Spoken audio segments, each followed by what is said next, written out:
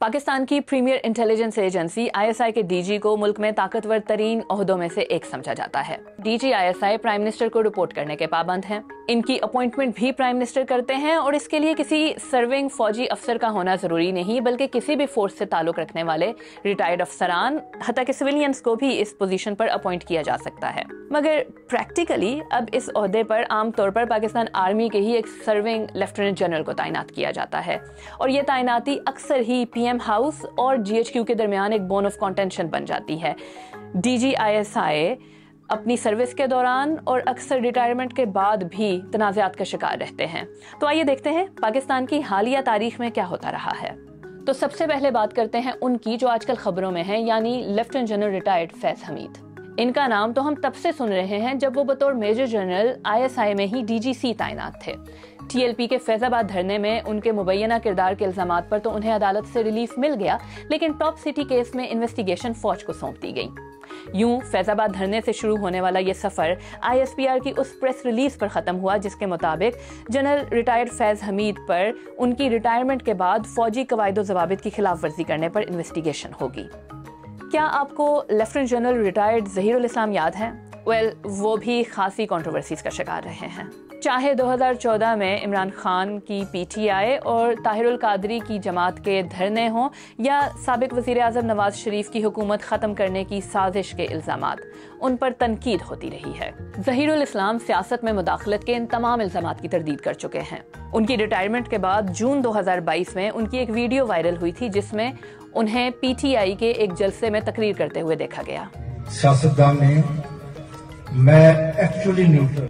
Lieutenant general retired Ahmed Shuja Pasha को 2008 में उस वक्त DG ISI बनाया गया जब पाकिस्तान पीपल्स पार्टी इस कोशिश में थी कि ISI को इंटीरियर मिनिस्ट्री के अंडर कर दिया जाए और इसके चीफ सिविलियन या रिटायर्ड फौजी अफसर हों।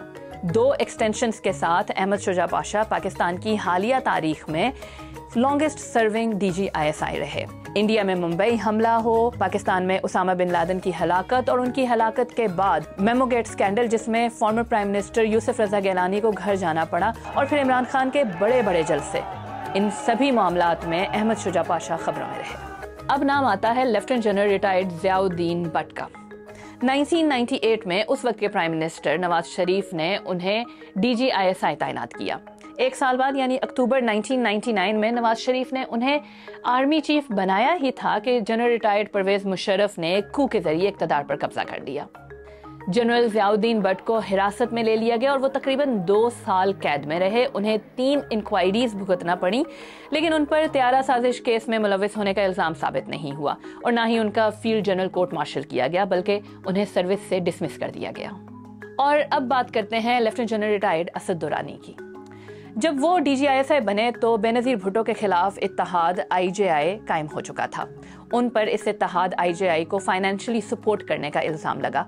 बाद में उन्होंने अदालत को बताया कि उन्होंने जो भी किया वो अपने बॉस यानी उस वक्त के army chief general Mirza Aslam Beg के कहने पर किया। सियासी मामलात में मुदाखलत के इन्हीं इल्ज़ामात पर असद दुरानी अदालत की पेशियां भुगतते रहे और उन्हें उस वक्त GHQ के चक्कर भी लगाना पड़े और सख्त तादीबी कार्रवाई का सामना करना पड़ा जब उन्होंने इंडिया की खुफिया एजेंसी रॉ के साबिक चीफ के साथ मिलकर एक अनऑथराइज्ड किताब लिखी। और इनसे पहले 1987 में DG ISI बनने वाले हमीद गुल दौरान सर्विस और रिटायरमेंट के बाद भी खासी मुतनाज़ शख्सियत रहे हैं। उन पर सबसे बड़ा इल्ज़ाम यही था कि उन्होंने बेनज़ीर भुट्टो के खिलाफ उस वक्त के सदर गुलाम इसहाक खान और army chief general Mirza Aslam Beg के साथ मिलकर एक इत्तेहाद IJI कायम किया। लेकिन ये तमाम कंट्रोवर्सीज ISI के सरबराहान का रिटायरमेंट के बाद भी पीछा क्यों नहीं छोड़ती? हमने यही सवाल साबिक लेफ्टिनेंट जनरल तलत मसूद से पूछा तो उनका कहना था कि इसकी वजह फौज की सियासत में मुदाखलत है और यह कि अगर कभी फौज किसी सियासी मामले से दूर रही भी तो सिविलियन हुक्मरान उन्हें अपने मकासद के लिए सियासत में घसीट लाए। और शायद यही वजह है कि ISI के सरबराह का यह ओहदा अक्सर व बेशतर कंट्रोवर्सीज का शिकार ही रहता है।